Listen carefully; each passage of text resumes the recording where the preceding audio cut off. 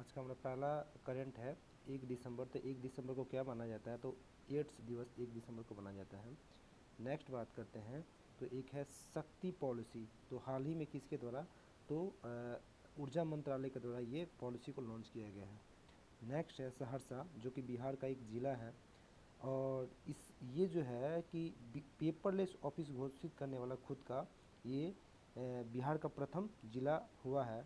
अगर बात करें हम इस ई पेपर या ये पेपरलेस जो अभियान है या ई ऑफिस अभियान को लेकर के, तो इसका जो स्टार्टिंग जो हुआ था वो 2009 में हुआ था, और इस लक्ष्य को पूरा करने वाला प्रथम जो जिला था वो इडुक्की था, जो कि केरल का एक क्या है, जिला है। ठीक। नेक्स्ट बात करते हैं अग्नि वॉरियर एक्सरसाइज, और ये इसका कौन सा संस्करण है? तो 12वां संस्करण है, और ये किसके किसके बीच हुआ था? सिंगापुर और भारत के बीच में हुआ क्या है? तो ये महाराष्ट्र में हुआ है। नेक्स्ट बात करते हैं, तो उत्तराखंड। तो उत्तराखंड में महिलाओं को 30% क्षैतिज आरक्षण दिए जाने की घोषणा की गई है। नेक्स्ट है हमारा,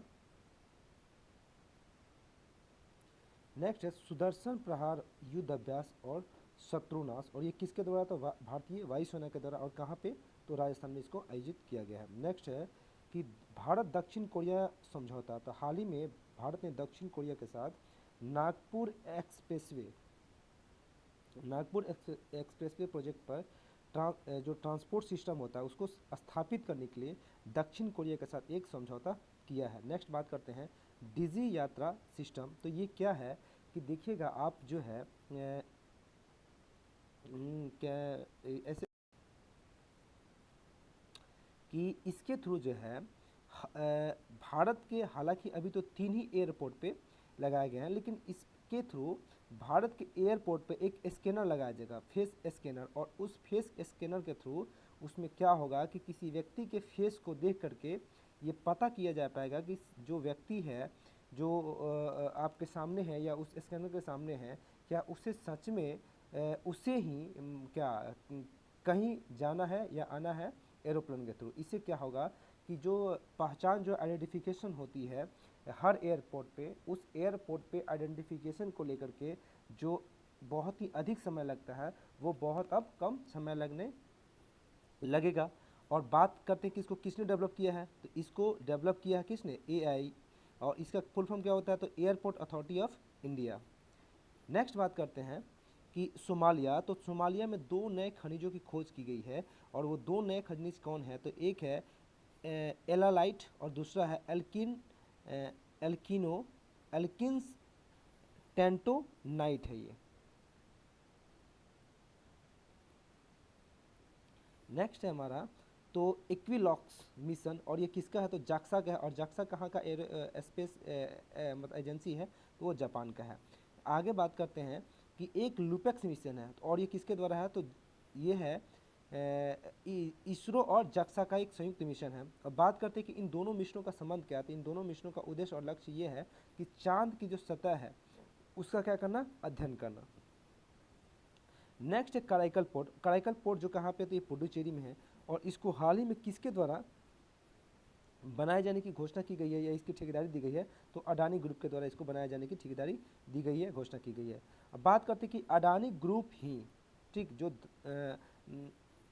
जो धारावाही या धारवी जो जो एक स्लम एरिया है जो कि कहाँ पे है, और वो है मुंबई में। और इसको ये जो है ना कि इस जितने भी स्लम है जहाँ पर झोपड़पट्टी है, उन सारे झोपड़पट्टियों को तोड़ करके अब वहाँ पे क्या बनेगा? बिल्डिंग बनाएगा, और उन लोगों को अब जो है वहाँ पे रहने के लिए मकान दी जाएगी। जैसे कि आपने शायद एक नायक मूवी देखा होगा, उसमें मतलब आप देखे होंगे कि अनिल कपूर क्या करता है कि जो लोग स्लम में झोपड़पट्टी में रहते हैं उनको बिल्डिंग दिलवाता है। तो ये उसी तरह का है जिसको बनाने का कार्य मिला है आपके किसको? अदानी ग्रुप को। अब नेक्स्ट बात करते हैं तो G20 की अध्यक्षता के बारे में। तो G20 जो इस साल आपको होने वाला है कहाँ पे? भारत में होने वाला है, हमारे इंडिया में होने वाले हैं। तो इसमें जो अध्यक्षता है इसको कब मिला? तो 1 दिसंबर 2022 को इसकी अध्यक्षता भारत को मिली। नेक्स्ट बात करते हैं कि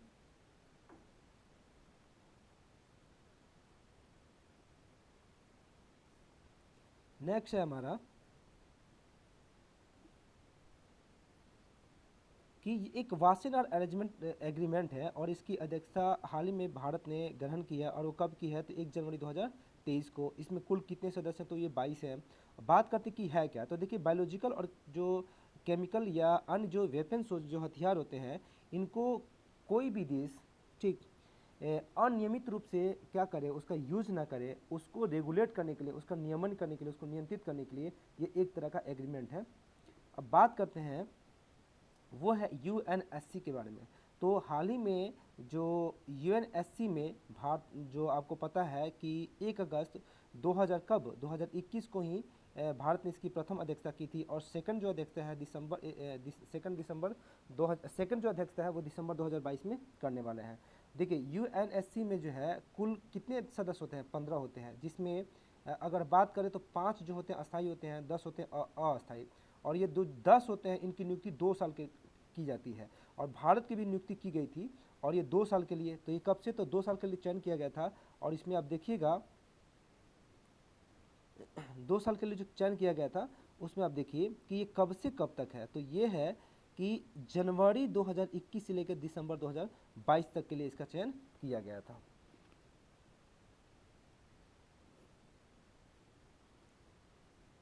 नेक्स्ट बात करते हैं मिस अर्थ। मिस अर्थ देखिए आपने सुना होगा मिस यूनिवर्स, मिस वर्ल्ड, ये सारी, तो उसमें क्या कर देते हैं कि किसी जो एक लड़की होती है, जो स्त्री होती है, उसके खासकर उसके सुंदरता पे ध्यान दिया जाता है। लेकिन ये जो मिस अर्थ जो है, इसमें क्या किया जाता है कि जो स्त्री है वो तो सुंदर होनी ही चाहिए, साथ ही साथ वो पर्यावरण के संदर्भ में बहुत ही अच्छा कार्य उसको करना चाहिए होता है, तब जाके उसको मिस अर्थ का अवार्ड दिया जाता है। जैसे कि वो पेड़ लगाने के संदर्भ में, जैसे कि नदियों को बचाने के, मतलब ऐसा कार्य जो कि पर्यावरण संरक्षण को लेकर के उचित हो, तो उस वैसे संदर्भ में ऐसी स्त्रियों को कौन सा, तो मिस अर्थ अवार्ड दिया जाता है। नेक्स्ट बात करते हैं प्रोजेक्ट प्रतिमा, और ये क्या है, तो ये जो है इसको शुरुआत की किसने की, तो भारतीय भुगतान परिषद के द्वारा, जिसका इंग्लिश होता है पेमेंट काउंसिल ऑफ इंडिया। और ये क्या है, तो ये जितने भी पेमेंट ऐप हैं उनके आइकॉन्स को ये क्या करेगा, मतलब क्या मानकीकृत करेगा, उसको स्टैंडर्डाइज करेगा। नेक्स्ट बात करते हैं यूपी, और यूपी ने हाल ही में 1 डिस्ट्रिक्ट 1 स्पोर्ट को ये प्रोग्राम को लॉन्च किया है।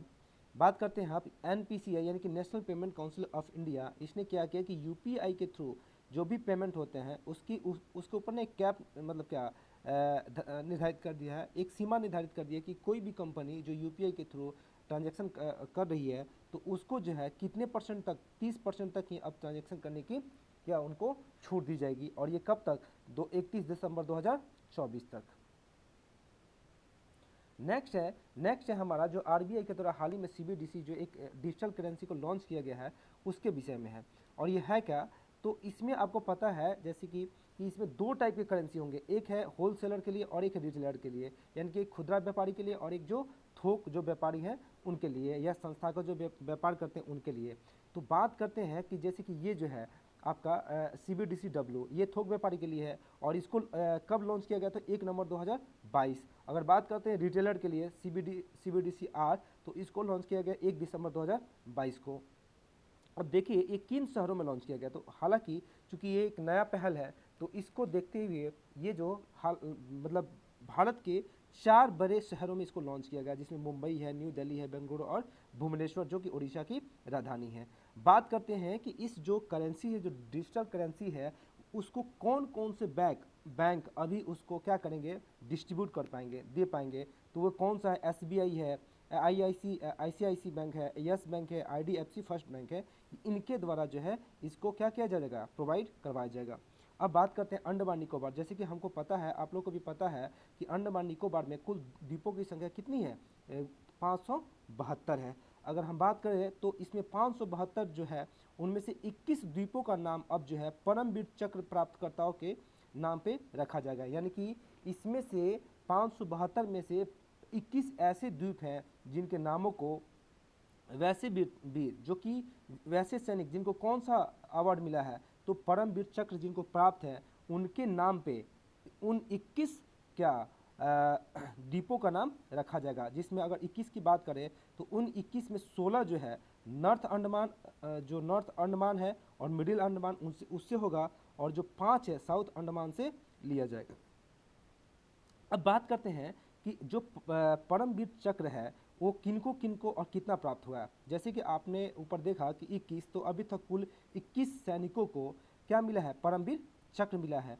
बात अब देखिए सबसे इंपॉर्टेंट हो जाता है कि इसमें प्रथम और आखिरी कौन है।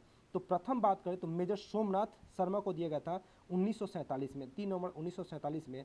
अगर लास्ट की बात करें तो विक्रम बत्रा, जो शेरशाह मूवी था ना, उसी के नायक विक्रम बत्रा को 7 जुलाई 1999 में ये अवार्ड दिया गया था।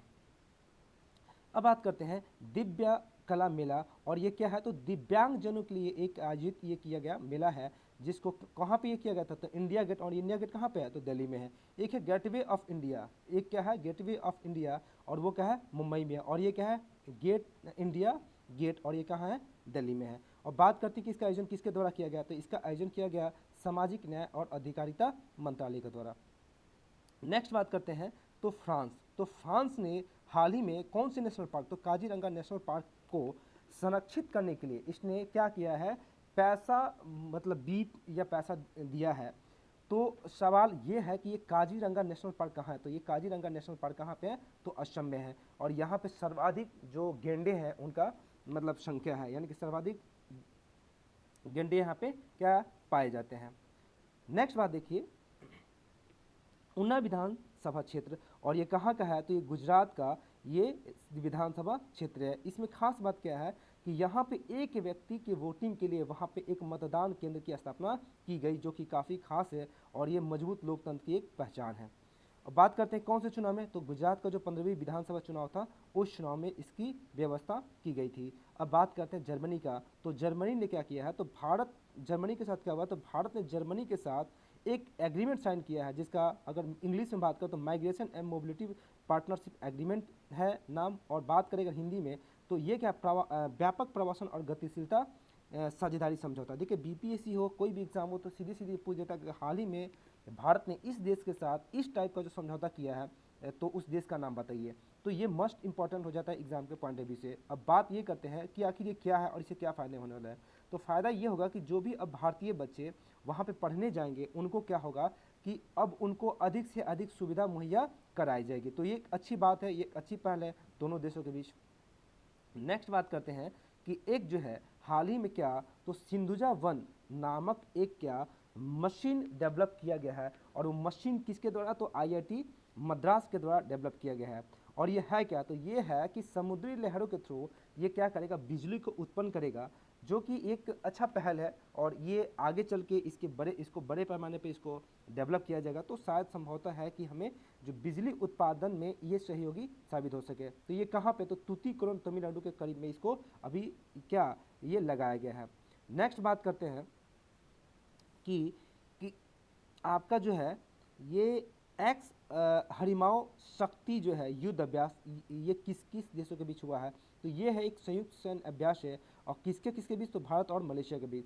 अब बात करते हैं कि भारत और मलेशिया के बीच और कौन से एक्सरसाइज होते हैं, तो एक है एक्सरसाइज उदार शक्ति, जो ये एयरफोर्स की युद्ध अभ्यास है और ये भारत और मलेशिया के बीच होता है। अगर हम इसके बाद अगर बात करें तो इसका जो ये हरिमाओ जो शक्ति युद्ध अभ्यास शक्ति है, इसका आयोजन कब हुआ, तो इसका आयोजन जो है पहला आयोजन हुआ था ये 2012 में, और वर्तमान जो इसका आयोजन हुआ है वो पुलाई नामक स्थान मलेशिया में इसका आयोजन किया गया है। अब नेक्स्ट बात करते हैं जापानी इंसेफ्लाइटिस, और ये क्या है, तो ये वायरस के थ्रू होता है। और इसके वाहक कौन है, वाहक कौन, तो देखिए वाहक वायरस तो आप यहाँ पे मैंने हटा दिया है और ये आपका काम है इसको नोट डाउन करना।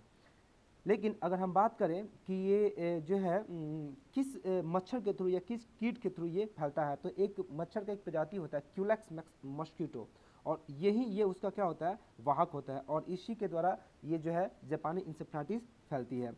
अब बात करते हैं कि ये इसका आखिर चर्चा में क्यों है, तो कर्नाटक सरकार के द्वारा वहाँ पे बढ़ते जापानी इंसेफ्लाइटिस के मामले को लेकर के वहाँ पे टीकाकरण का प्रारंभ किया गया है। तो और टीकाकरण में कौन सा वैक्सीन है, तो जेन नाम की एक वैक्सीन को लगाया जा रहा है, जिसको डेवलप किसने किया है या किसने बनाया है, तो इसको बनाया भारत बायोटेक। और भारत बायोटेक का जो हेडक्वार्टर का है, तो ये या फिर कहाँ पे स्थित है ये, तो ये है हैदराबाद में। नेक्स्ट बात करते हैं, तो नेक्स्ट है हमारा कि एक्सरसाइज संगम, और ये क्या है, नौसेना युद्ध अभ्यास है। और किनके बीच, तो यूएसए और भारत के बीच। और ये कौन सा संस्करण है, तो 7वां संस्करण है। अब नेक्स्ट बात करते हैं मंकी पॉक्स। मंकी पॉक्स को लेकर के, जो इसके नाम को लेकर के बहुत सारा विवाद चल रहा था, तो इस विवाद क्या था कि इसको लेकर मतलब क्या बहुत लोग इस बात से चिढ़ रहे थे कि ये मंकी पॉक्स बोल करके हमारे मतलब प्रजाति के या जाति के लोगों को, मतलब लोग उसको क्या चिढ़ाने जैसे काम कर रहे हैं। तो इससे मतलब क्या, इस समस्या से समाधान करने के लिए, समस्या को सॉर्ट आउट करने के लिए किसने, तो हमारा वर्ल्ड हेल्थ ऑर्गेनाइजेशन ने क्या किया है कि मंकी पॉक्स का नाम चेंज करके सीधे क्या कर दिया, अब एम पॉक्स कर दिया है, जो कि एक सही पहल है, ताकि इसे इसका मतलब जो व्यक्तिगत जो भावना है वो भावना आहत ना हो, इसी के उद्देश्य से ये किया गया है। नेक्स्ट बात करते हैं कि ज्वालामुखी विस्फोट। तो ज्वालामुखी विस्फोट की बात करें तो कुछ ज्वालामुखी हाल ही में विस्फोट किए हैं, और वो क्या है, तो वो है जैसे कि मोना लुआ, और ये कहाँ पे है, तो ये कौन से द्वीप पे विस्फोट हुआ है, तो ये हवाई द्वीप पे। हवाई द्वीप कहाँ है, तो ये पैसिफिक ओशियन में है, और इसकी राजधानी क्या है, होनोलुलु। बात करते हैं किलोइया, और किलोइया क्या है, तो ये भी हवाई द्वीप पे स्थित एक ज्वालामुखी है, जो बहुत पहले क्या हुआ था, विस्फोट किया था। अब बात करते हैं सिविलुच्च, और सिविलुच्च क्या है, तो रूस का जो पैसिफिक ओशियन में एक प्रायद्वीप है, कमचटका प्रायद्वीप, और ये यहाँ पे क्या हुआ था, विस्फोट हुआ था। बात करते हैं एक दो और ऐसे क्या है मतलब ज्वालामुखी हैं जो चर्चा में थे, तो उसमें अगर हम देखें तो सबसे मोस्ट इम्पॉर्टेंट जो है जैसे कि है सुमेरु, या सुमेरु और मेरापी, और ये कहाँ पे है, तो ये इंडोनेशिया में स्थित है। नेक्स्ट बात करते हैं कुकी जनजाति, और हाल ही में बहुत ही चर्चा में थे, तो और ये किस राज्य से संबंधित है, तो आपका कौन सा होगा, मिजोरम।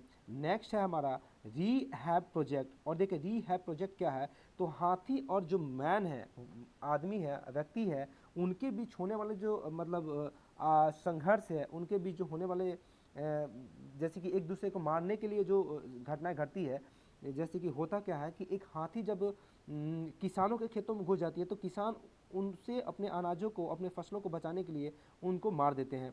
दूसरे बदले में क्या होता है कि बहुत सारे ऐसे इंसिडेंट होते हैं, घटना होते हैं कि हाथी जो है इंसानों को भी मार देती है। तो इन दोनों के बीच जो संघर्ष होता है, इस कन्फ्लिक्ट को दूर करने के लिए ये जो रीहैब प्रोजेक्ट को लॉन्च किया गया है, इसमें और लॉन्च किसने किया है, तो इसको स्टार्ट किया है केवीआईसी यानी कि खादी और ग्राम उद्योग आयोग के द्वारा। और ये कहाँ किया गया है, तो नैनीताल उत्तराखंड में किया गया। यहाँ पे यूपी का मतलब उत्तराखंड है, और इसका उद्देश्य क्या है, तो हाथियों के अटैक से को रोकना। अगर बात करते हैं इसके फुल फॉर्म, तो क्या है, reducing human attacks using Honey बीज। और इसमें क्या हो जाएगा कि चूंकि आपको पता है कि जो मधुमक्खी है उससे हाथियों को बहुत ज़्यादा डर रहता है, वो काफ़ी उससे दूर रहना चाहती है, तो इसमें जो है जो हनी बीज है यानी कि मधुमक्खी है, इसके माध्यम से इनको दूर करने का कोशिश किया जाएगा। जो भी फसल के जो खेत हैं उसके आसपास इस तरह का फॉर्मेशन किया जाएगा, इस तरह का स्ट्रक्चर बनाया जाएगा कि ये मधुमक्खी जो हनी बीज है वहाँ पे हो, और इसको देखते हुए इसके वहाँ उपस्थिति के कारण हाथी वहाँ पे आई नहीं, और जिससे क्या होगा कि मानव और हाथी के बीच जो होने वाला संघर्ष है, अटैक है, वो हो ही नहीं पाएगा। तो ये अच्छा है दोनों के लिए। बात करते हैं तो एक जो बंगाल की खाड़ी में आई कुछ ऐसे जो मतलब क्या साइक्लोन है उसके बारे में। तो बंगाल की खाड़ी में आया था एक साइक्लोन मतलब मांडूस नाम के, और ये कहाँ पे आया था, तो बंगाल की खाड़ी में। और बात करते हैं कि इसका नामकरण किसके द्वारा किया गया था, ये मोस्ट इंपॉर्टेंट हो जाता है एग्जाम के पॉइंट ऑफ व्यू से। तो इसका नामकरण किया गया था संयुक्त अरब अमीरात के द्वारा। और इससे पहले भी बहुत सारे अन्य मतलब जो साइक्लोन आए थे, जैसे कि अश्नी, और इसका क्या किसने किया था नामकरण, श्रीलंका। अगर बात करें सीतरंग का, तो और इसका किसने किया था, तो थाईलैंड ने इसका किया था। नेक्स्ट अब आगे बढ़ते हैं और देखते हैं पद्मा। और पद्मा क्या है, तो ये पद्मा इसको मतलब जैसे कि आप इसमें दिया हुआ है कि ये क्या करंट अफेयर्स न्यूज़पेपर आदि को ये सेल्फ रेगुलेट करने वाला एक बॉडी है। इससे पहले जो है कौन सा यानी कि करंट अफेयर को निकलता है या न्यूज़पेपर निकाला जाता है, तो उसको कौन करता था, तो ये सूचना और प्रसारण जो प्रसारण मंत्रालय इसके द्वारा इसको क्या किया जाता था, रेगुलेट किया जाता था। लेकिन अब जो है पद्मा के थ्रू यानी कि print and digital media association के थ्रू अब इसको क्या किया जाएगा, रेगुलेट किया जाएगा, यानी कि नियंत्रण किया जाएगा। उसमें क्या गड़बड़ी है, क्या सही है, क्या गलत है, इन सबको देखा जाएगा। नेक्स्ट है तो G20। आपको मैंने पहले भी बता दिया कि G20 की अध्यक्षता इस साल कौन करने वाला है, तो भारत करने वाला है। और इससे पहले किसने किया था, इंडोनेशिया ने। और 1 दिसंबर 2022 को भारत ने क्या किया था, इससे अपनी अध्यक्षता ली थी। और ये अध्यक्षता जो है आपका कब तक चलेगा, तो अगले 1 साल तक, यानी कि 30 नवंबर 2030 तक जो है, 23 तक जो है ये, सॉरी 2023 होना चाहिए, मैंने 30 बोल दिया। यानी कि कब तक चलेगा ये, तो 1 दिसंबर 2022 से 1 दिसंबर 2022 से 30 नवंबर, कब, 30 नवंबर 2023 2023 तक जो है ये जारी रहेगा, यानी कि 2023 तक भारत जो है G20 की अध्यक्षता करेगा। तो इसमें क्या है कि अलग अलग क्षेत्रों के लिए जो भी बैठक होगी उन अलग अलग क्षेत्रों में जो अलग अलग एक्सपर्ट होंगे और उसके अलग अलग अध्यक्ष होंगे। तो अगर बात करें B20 जिसका संबंध व्यापार से होगा, बिजनेस से होगा, उसके अध्यक्षता कौन करेगा? तो एन चंद्रशेखरन। अगर इसके बाद हम बात करें C20 जो सिविल से संबंधित होगा और इसकी अध्यक्षता कौन करेंगी? तो माता अमृत आनंदमयी इनकी अध्यक्षता करेंगी। और आपको ये भी बता दूं कि इससे संबंधित जो पहला पर्यावरण G20 अध्यक्षों का जो पर्यावरण संबंधी जो बैठक है वो हाल ही में कब आयोजित की जाएगी? तो आपका 9 फरवरी से 11 या 12 फरवरी के बीच कहाँ पे? तो बेंगलुरु कर्नाटक में इसका आयोजन किया जाएगा। अब आगे बढ़ते हैं, नेक्स्ट देखते हैं। तो नेक्स्ट क्या है? तो नेक्स्ट है कि राष्ट्रपति द्रौपदी मुर्मू, और राष्ट्रपति द्रौपदी मुर्मू के द्वारा एक भारतीय नौसेना का एक नया पताका मतलब का शिखा वो जारी किया गया है। और ये जो पताका है एक तरह का ये मतलब का लोगो है, और ये लोगो जो है किससे मिलता जुलता है? तो आपके जो बहुत ही महान शासक रहे हैं आपके इतिहास में वो कौन है? तो छत्रपति शिवाजी महाराज का जो पताका था उसी से प्रेरित ये है, और उसके बहुत सारे सिंबल को इसमें ऐड किया गया है। और बात करते हैं कि इसका आकार क्या है? तो आकार इसका है अष्टभुजीय। नेक्स्ट बात करते हैं गति शक्ति कार्गो टर्मिनल जो नीति है, और इस नीति के तहत जो है अगले 2022 से लेकर 2025 तक के ड्यूरेशन में के काल में कितने बनाए जाएंगे गति शक्ति टर्मिनल कार्गो? वो 100 बनाए जाएंगे। और इस तरह 100 बनाने के क्रम में जो पहला है वो कौन सा है? आसनसोल। और आसनसोल कहाँ है? तो पश्चिम बंगाल में है। अब नेक्स्ट बात करते हैं तो नीति आयोग और चेन्नई। देखिए चेन्नई में क्या है, भारत का पहला ड्रोन जो है, भारत का पहला ड्रोन स्किलिंग और ट्रेनिंग वर्चुअल लर्निंग इस लर्निंग प्लेटफॉर्म को सेटअप किया गया। यानी कि एक ऐसा ई लर्निंग प्लेटफॉर्म है जिस प्लेटफॉर्म पे आप ड्रोन से संबंधित सारे स्किल और सारे जो भी स्टडी है उसको आराम से जाकर के वहाँ पे क्या कर सकते हैं? आप ले सकते हैं। और इसको लॉन्च किसने किया है? तो इसको लॉन्च किया अनुराग सिंह ठाकुर जो हमारे केंद्रीय मंत्री हैं। बात करते हैं अब नीति आयोग, जिसकी अगर बात करें घोषणा बनाने की घोषणा 15 अगस्त 2014 को हुआ था, और ये पूर्ण से बनकर तैयार कब हुआ था? 1 जनवरी 2015 को। और इसने हाल ही में एक report carbon capture utilisation and storage report को क्या किया है? इसने जारी किया है। और इसमें क्या लक्ष्य है? तो इसमें लक्ष्य है कि 2025 तक जो कार्बन एमिशन है उसको कम करने का लक्ष्य है। नेक्स्ट बात करते हैं मेघालय। तो एशिया के पहले ड्रोन डिलीवरी हब और नेटवर्क का अनावरण ये कहाँ पर हुआ है? मेघालय में किया गया है। देखिए एशिया के पहले ड्रोन डिलीवरी और हब नेटवर्क का, एशिया के पहले ड्रोन डिलीवरी और हब नेटवर्क का अनावरण के उद्घाटन हुआ है कहाँ पे?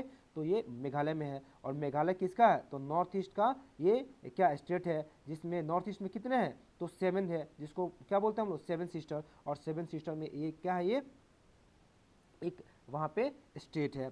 अब बात करते हैं कि ये सेटअप किया है तो किसके द्वारा? तो एक स्टार्टअप है जिसका नाम है टेक ईगल। टेक ईगल के साथ मिलकर किसने क्या किया है? इसकी स्थापना की है। नेक्स्ट बात करते हैं उर्सुला वॉन डेर लेयन, और ये कहाँ की रहने वाली है? तो ये बेल्जियम की रहने वाली है। और आपको जैसे कि पता है कि प्रत्येक साल जो फोर्ब्स नामक जो पत्रिका है एक लिस्ट जारी करती है, वो लिस्ट कैसा होता है? तो दुनिया के सर्वाधिक शक्तिशाली महिलाओं की 100 महिलाओं की एक लिस्ट होती है, एक सूची होती है, जिसमें दिखाया जाता है कि इस साल की सर्वाधिक शक्तिशाली महिला कौन थी। तो उस क्रम में जो उर्सुला वॉन डेर लेयन है वो सबसे सर्वाधिक शक्तिशाली महिला है। बात करें और ये है कौन? तो ये यूरोपीय आयोग के अध्यक्ष हैं।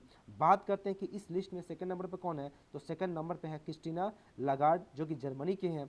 और इसमें जो है कितने भारतीयों को? तो 6 भारतीय महिलाओं को शामिल किया गया है। और वो कौन कौन है? तो उसको देख लीजिए। तो उसमें 6 में जो है पहले नंबर पर निर्मला सीतारमण है, और इनका जो क्रमांक कितना है, रैंकिंग कितना है? तो 36वां है। बात अगर और भी करें, यानी कि आप सीधे सीधे समझ गए कि यानी टॉप 30 में कोई शामिल भारतीय महिला नहीं है, उसके बाद ही सारी भारतीय महिला हैं। तो इसमें जो 6 महिलाएं हैं वो कौन कौन से, उसको एक बार देख लीजिए। तो उसमें जो पहला निर्मला सीतारमण, दूसरा किरण मजूमदार 100 है, और इनका संबंध क्या है? तो ये बाइकॉन के अध्यक्ष हैं। नेक्स्ट है फाल्गुनी नायर, और ये क्या है? एक अभिनेत्री है। नेक्स्ट है तो रोशनी नादर मल्होत्रा, और ये भी एक कंपनी के चीफ हैं। बात नेक्स्ट करते हैं माधवी पुरी बुच, और ये क्या है? तो सेबी के ये अध्यक्ष है। और शुभा मंडल जो भारतीय जो इस्पात प्राधिकरण है ये उसकी अध्यक्ष है। तो ये 6 महिलाओं को जो है इस साल जो फोर्ब्स पत्रिका अपना 100 शक्तिशाली महिलाओं की लिस्ट को जारी किया है, उसमें ये 6 महिलाएं भारत की शामिल हैं। अब नेक्स्ट बात करते हैं, तो एक रिपोर्ट है सिप्री रिपोर्ट, जो प्रत्येक साल जारी की जाती है और इसका संबंध डिफेंस से होता है, और इसमें देखा जाता है कि जो शीर्ष 100 जो रक्षा कंपनी है वो कौन कौन से हैं। तो इस साल जो शीर्ष 100 कंपनी जो रक्षा से संबंधित है, उसमें 2 कंपनियों को शामिल किया गया है जिनका संबंध किससे है, तो भारत से है। और उसमें कौन से, हिंदुस्तान एरोनॉटिक्स लिमिटेड और दूसरा है भारत इलेक्ट्रॉनिक्स लिमिटेड। अगर हम बात करें कि इस साल यानी कि सिप्री रिपोर्ट के अकॉर्डिंग देखा जाए तो टॉप 5 वो कौन सी कंपनी है जो विश्व के सर्वाधिक क्या बनाते हैं, हथियार बनाते हैं। तो उस टॉप 5 में आपको बता दो कि टॉप जो 40 है, टॉप 40 है, वो सारे के सारे किसके कंपनी है, तो वो यूएसए के हैं। तो आपको और ज़्यादा कुछ जानने की आवश्यकता नहीं है कि टॉप 5 जाने, टॉप 10 जाने, आप सीधे मान लीजिए कि जो भी कंपनी वो कहाँ की है, यूएसए की। क्योंकि इसी तरह से पूछेगा कि जो सिप्री रिपोर्ट के अनुसार टॉप 10 देशों में कौन शामिल है, टॉप, हालांकि ये कभी नहीं पूछेगा, लेकिन सीधे पूछेगा टॉप 1 कौन है। तो टॉप 1 के हम बात करें तो लॉकहीड जो क्या मार्टिन जो एक कंपनी है जो डिफेंस से संबंधित है, यानी कि वो क्या हथियार बनाता है। सेकंड स्थान पर है रेथियन, जो वो भी डिफेंस से संबंधित है। ये सारे के सारे कंपनी डिफेंस है। और थर्ड स्थान पे कौन है, बोइंग है। और ये तीनों के तीनों किससे, यूएस से संबंधित है। अब बात करते हैं कि रक्षा के क्षेत्र में, किसके क्षेत्र में, तो रक्षा के क्षेत्र में, डिफेंस के क्षेत्र में सर्वाधिक खर्च करने वाले जो टॉप 3 देश है, उसमें बात करें कौन सा है, तीसरा है। और दूसरे स्थान पे चीन है। और फर्स्ट स्थान पे कौन है, तो जो विश्व का जिसको क्या बोलते हैं चौकीदार, वो चौकीदार कौन है, वो है आपका यूएसए। बात करते हैं कि सर्वाधिक हथियार खरीदने वाला देश कौन है, तो इस क्रम में जो प्रथम देश है वो कौन सा, सऊदी अरब। और दूसरे स्थान पे हमारा प्यारा भारत है। नेक्स्ट बात करते हैं अंतर्राष्ट्रीय टेबल संघ, ठीक है, कि एथलीट आयोग का सह अध्यक्ष। और इसमें पहली बार ऐसा हुआ है कि किसी 2 व्यक्तियों को, चाहे वो महिला पुरुष हो या पुरुष पुरुष हो या महिला महिला हो, बात यह है कि 2 लोगों को एक साथ सह अध्यक्ष के पद पर नियुक्त किया गया है। और इसमें अगर बात करें तो कौन कौन से है, तो एक भारतीय एथलीट है जिसका नाम है शरद कमल, और एक है चीन की खिलाड़ी जिनका नाम है लिए शिवेंग, और ये महिला है और ये चीन की है, और इनको सह अध्यक्ष पद पर नियुक्त किया गया है। नेक्स्ट बात करते हैं अर्जुन, और अर्जुन एक बाज है, बाज का नाम है। और इसमें क्या किया जा रहा है, तो जो भारतीय सेना है, इन भारतीय सेनाओं के द्वारा इन जो बाज को ट्रेंड किया जा रहा है, किसके लिए, तो ड्रोन को, अगर कोई दुश्मन देश के ड्रोन को अगर हमारे देश में कोई भेज रहा है, तो उस पर ये क्या करेंगे, बाज इसको जा करके डिस्ट्रॉय कर देंगे, यानी उसको जाकर हानि पहुंचाएंगे, ताकि वो क्या कर सके, वो नष्ट हो जाए। तो ये काफ़ी अच्छा प्यार है। देखिए आपने एक मूवी देखा था सर्जिकल स्ट्राइक, उसमें एक गरुड़ बनाया जाता है, जो कि क्या होता है, वो ड्रोन होता है। वो तो ड्रोन होता है, चूंकि वो तो ड्रोन होता है, लेकिन यहाँ पे एक चिड़िया को, जो कि बाज है, और इस बाज को क्या किया जाएगा, ट्रेंड किया जाएगा, तो किसको खत्म करने के लिए, तो जो हमारे शत्रु देश हैं, उस शत्रु देशों के मतलब क्या ड्रोन को खत्म करने के लिए। नेक्स्ट बात करते हैं इसरो, तो इसरो ने हाल ही में किसके, एक कंपनी के साथ, कौन है, मतलब क्या, सोशल अल्फा, उसके साथ मिलकर के spin space tech innovation network स्थापित करने हेतु एक क्या किया है, समझौता किया है। अब ये क्या है, तो स्पेस में इनोवेशन करने के लिए, नए नवाचार करने के लिए, कहने का अर्थ उसमें नए नए खोजों को, रिसर्चों को बढ़ावा देने के लिए इसरो ने किसके साथ, तो सोशल अल्फा नामक एक स्टार्टअप के साथ क्या किया है, ये कंपनी के साथ क्या किया है, समझौता किया है। अब नेक्स्ट बात करते हैं, नेक्स्ट है हमारा आरबीआई। और आरबीआई हाल ही में एक देश है मालदीव, जो आपके कितने डिग्री, तो वो जो है आपका 8 डिग्री चैनल के थ्रू आपका किससे अलग होता है, मिनिकॉय से ये अलग होता है। तो इसने क्या किया, हाल ही में आरबीआई ने इससे करेंसी स्वैप फ्रेमवर्क पे एक समझौता किया है। तो आपसे सीधे सीधे पूछ सकता है कि हाल ही में आरबीआई ने किस देश के साथ करेंसी स्वैप एग्रीमेंट को किया है, तो वो कौन सा है, मालदीव है। और ये कितने तक का किया है, तो 200 मिलियन तक का, डॉलर तक का किया है। बात करते हैं नवी राष्ट्रीय पार्टी, तो इसमें नवी राष्ट्रीय पार्टी हाल ही में किसको घोषित किया है, तो आपका किसको, आम आदमी पार्टी को किया गया है। और जो 8 अन्य है, ये आपका काम है किसको लिखा जाए।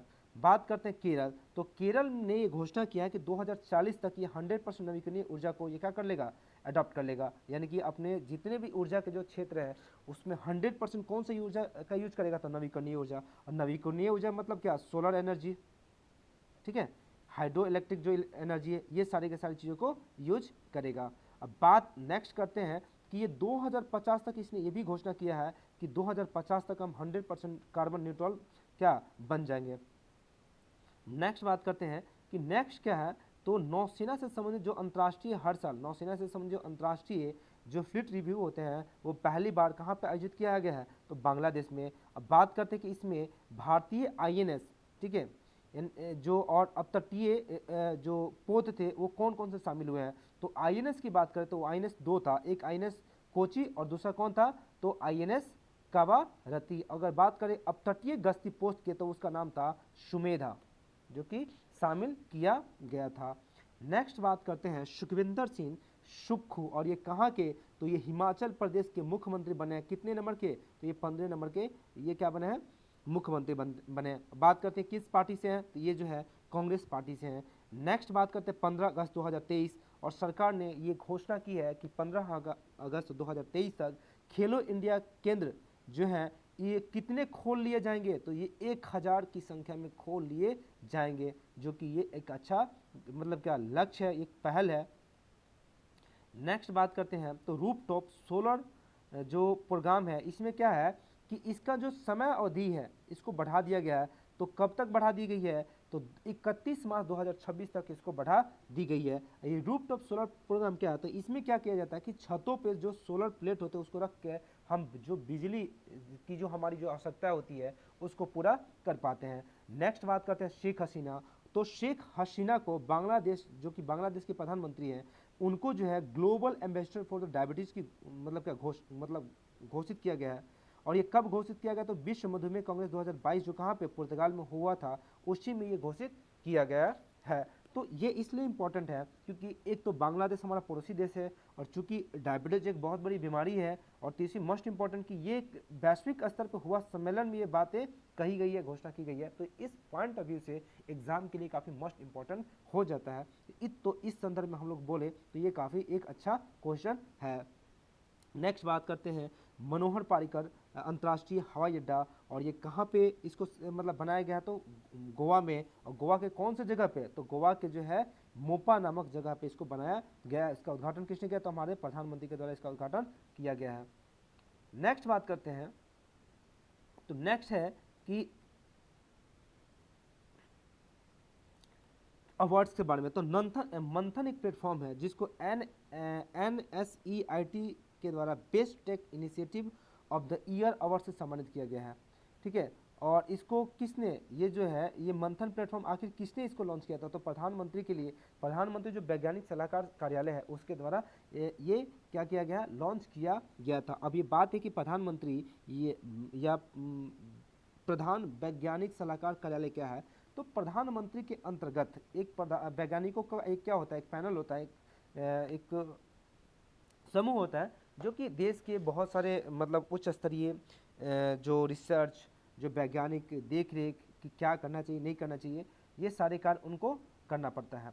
अब नेक्स्ट बात करते हैं कि एक टाइम्स क्या पत्रिका है, और ये हर साल ये क्या करता है कि मतलब बहुत सारे व्यक्तियों को अलग अलग सेक्टर में इनको मतलब सम्मानित करती है। तो हालांकि ये सारे तो और इम्पोर्टेंस मुझे नहीं दिखे हैं, हालांकि जबकि मैंने लिख भी दिया है, लेकिन इसमें दो जो मुझे मोस्ट इंपॉर्टेंट दिखे हैं वो कौन सा है, एक है एथलीट ऑफ द ईयर, जो ईयर है इसको हारून जज को दिया गया है। यह हारून जज को इस उपाधि से सम्मानित किया गया है, और ये कहाँ के, तो यूएसए के बेसबॉल खिलाड़ी हैं। नेक्स्ट बात करते हैं, तो ये प्रथम जो पहले हैं, तो पहले क्या है, तो person of the year award या year person of the year जो दिया गया है वो किसको दिया गया है, तो व्लादिमीर जेलेंस्की है कि यहाँ के, तो यूक्रेन के राष्ट्रपति, और उनको ये दिया गया है।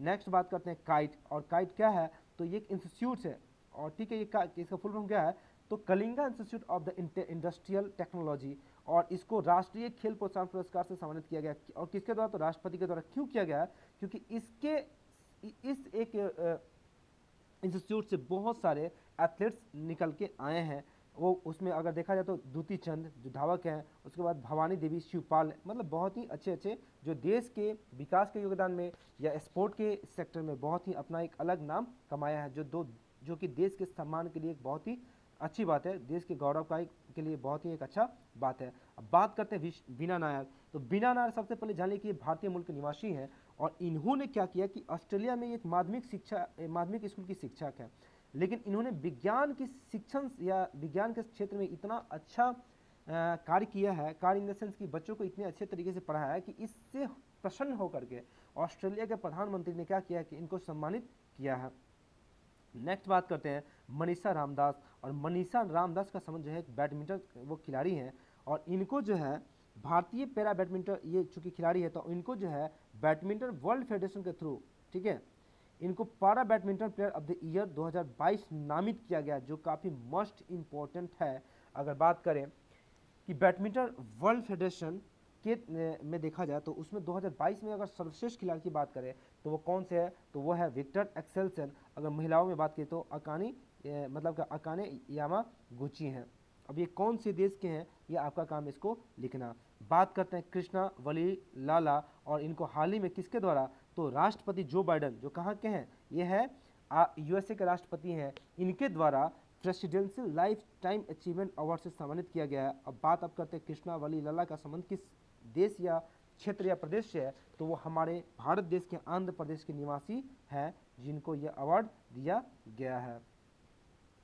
अब नेक्स्ट बात करते हैं कि ये जो साइट्स है, साइट क्या करता है कि विश्व में जो जितने भी जीव हैं उन जीवों का समुचित ढंग से व्यापार हो और उस व्यापार से किसी जीव की विलुप्ति का कारण ना बन पाए या विलुप्ति ना हो या उसका अंत ना हो, तो उन सब चीज़ों को ध्यान में रखते हुए ये साइट क्या करता है, उसको ये उस पर जो संरक्षण संबंधी जो कार्य उसको करवाता है। तो इसमें अब खास बात क्या है, तो इसका जो 19वां यानी कि साइट स्कोप 19 की जो बैठक 2022 में पनामा में हुई है, उसमें एक जानवर है जिसको साउथर्न व्हाइट राइनो कहा जाता है, एक गेंडा है, और इसको साइट की जो 3 सूची होती है उन 3 सूचियों में ये पहले कौन सा था, अपेंडिक्स 1 में था, उससे निकाल के अपेंडिक्स 2 में रख दिया गया। अब सवाल ये है कि अपेंडिक्स 1 और 2 क्या है, तो अपेंडिक्स 1 और 2 है कि ये इसमें 3 सूची होती है, ये तो बता ही दिया। तो इसमें जो अपेंडिक्स 1 होता है वो उसमें वैसे जानवरों को रखा जाता है जो जिनको बचाना अति आवश्यक है। अति आवश्यक मतलब क्या, कि यदि नहीं बचाया जाता है तो उनका अंत हो सकता है, तो वैसे जानवरों को क्या रखा जाता है, अपेंडिक्स 1 में। और अपेंडिक्स 1 में वैसे जानवरों को रखा जाता है जिनको ये है कि ठीक है, इनको अगर हम संरक्षण ना करें तो संभावना है कि इन पे खतरा आ सकता है, लेकिन उतना खतरा नहीं है, तो वैसे को क्या कर सकते हैं, अपेंडिक्स 2 में रखते हैं। लेकिन अपेंडिक्स 3 में कौन होता है कि चलो यार इनकी संख्या बहुत ज़्यादा है, इनको हम आवश्यकता अनुसार मतलब मार भी सकते हैं, मतलब जैसी आवश्यकता पड़े मार भी सकते हैं, तो वैसे जानवरों को अपेंडिक्स 3 में रखा जाता है। तो इसमें जो 1 से 2 में किसको कर दिया है, तो साउथर्न व्हाइट जो राइनो है उनको कर दिया गया, तो इससे जाहिर होता है कि इनकी संख्या में क्या हो गई है, वृद्धि हो गई है। नेक्स्ट बात करते हैं मोरक्को। और मोरक्को में इस साल जो है अमृत सांस्कृतिक विरासत स्थल की सुरक्षा हेतु अंतर सरकारी समिति की बैठक का कौन सा सत्र, तो 17वां सत्र आयोजन किया गया है। बात करते हैं कि भारत में कुल जो अमृत सांस्कृतिक विरासत स्थल हैं उनकी संख्या कितनी है, तो उनकी संख्या कितनी है, तो 12 उनकी संख्या है। नेक्स्ट बात करते हैं विश्व हिंदी जो सम्मेलन है वो हाल ही में कहाँ पे करवाई जाने की घोषणा की गई है, तो वो फिजी में, और ये पैसिफिक ओशियन का एक क्षेत्र है, और ये कब होगा, था फरवरी 2023 में इसका आयोजन किया जाएगा। अब बात करते हैं कि तो 10 जनवरी को विश्व हिंदी दिवस मनाया जाता है, क्यों, क्योंकि 10 जनवरी 1975 को सबसे पहले नागपुर में क्या विश्व हिंदू दिवस सम्मेलन का आयोजन किया गया था। अब बात करते हैं कि अगर राष्ट्रीय स्तर पे हिंदी दिवस की बात की जाए तो कब होगा, तो राष्ट्रीय स्तर पे हिंदी जो दिवस है वो कब है, तो वो 14 सितंबर को मनाया जाता है।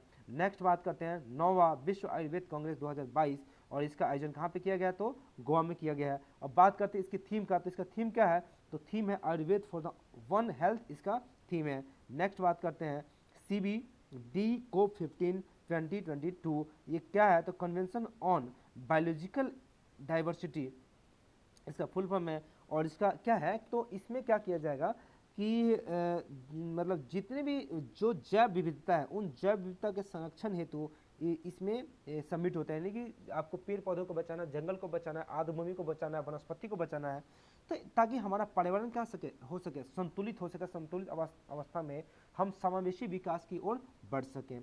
तो इसी को ध्यान में रखते हुए ये जो है क्या किया गया, इसकी बैठक की गई है, इसका आयोजन किया गया। लेकिन देखिए मोस्ट इंपॉर्टेंट इसमें ये है कि इसका ये किया कहाँ जाने वाला था, चाइना में। लेकिन वहाँ पे चाइना में आपको पता है कि यहाँ पे कोविड-19 की मामला बहुत ही पीक पे है, यानी कि अपनी चरम अवस्था पे है, बहुत ज़्यादा है। तो वैसे कंडीशन में इसको मीटिंग को शिफ्ट कहाँ कर दिया गया, कनाडा मॉन्ट्रियल में शिफ्ट कर दिया गया।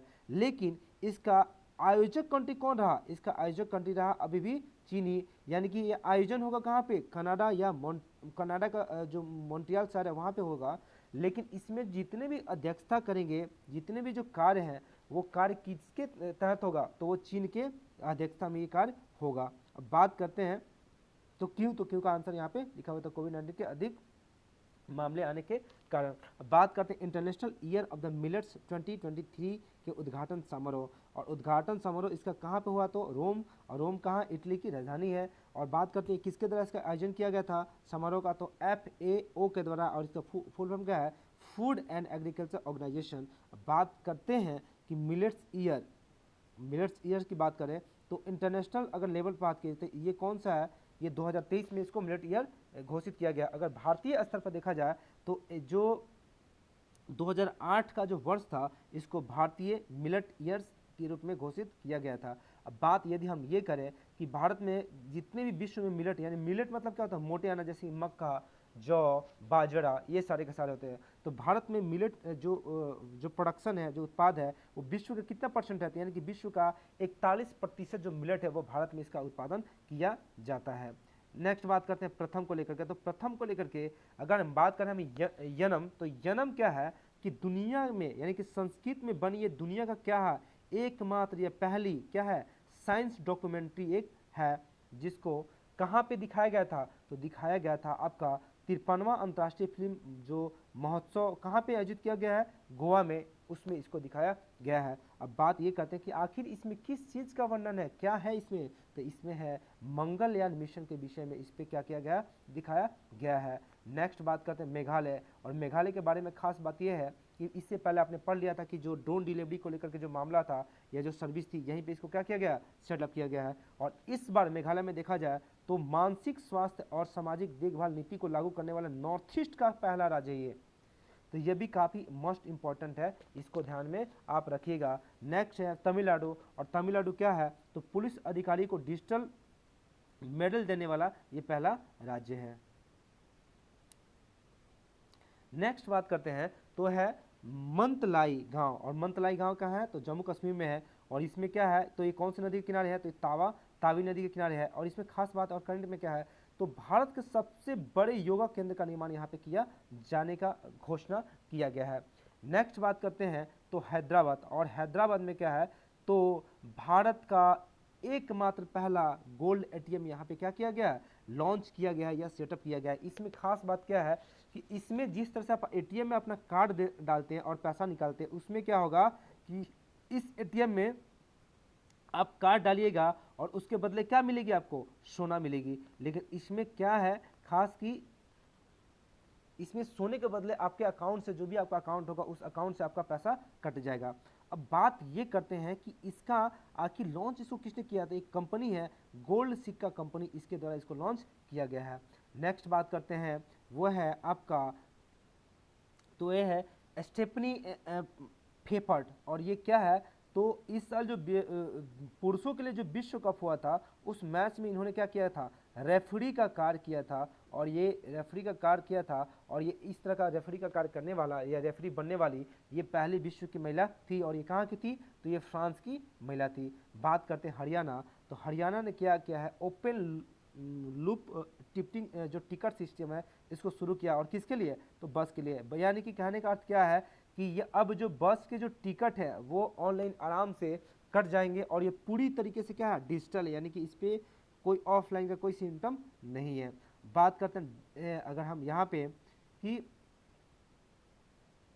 क्या है हमारा, तो बात है कि जम्मू एंड कश्मीर, और जम्मू एंड कश्मीर में क्या किया गया है, तो भारत का पहला ट्राइबल विंटर फेस्टिवल 2022 का आयोजन किया गया है। बात करते हैं यहाँ पे डेनी बोलुआर्टे, और डेनी बोलुआर्टे कौन है, तो ये कहाँ के राष्ट्रपति हैं, तो ये जो है राष्ट्रपति कहाँ के, तो ये पेरू की राष्ट्रपति, पहली राष्ट्रपति बनी है।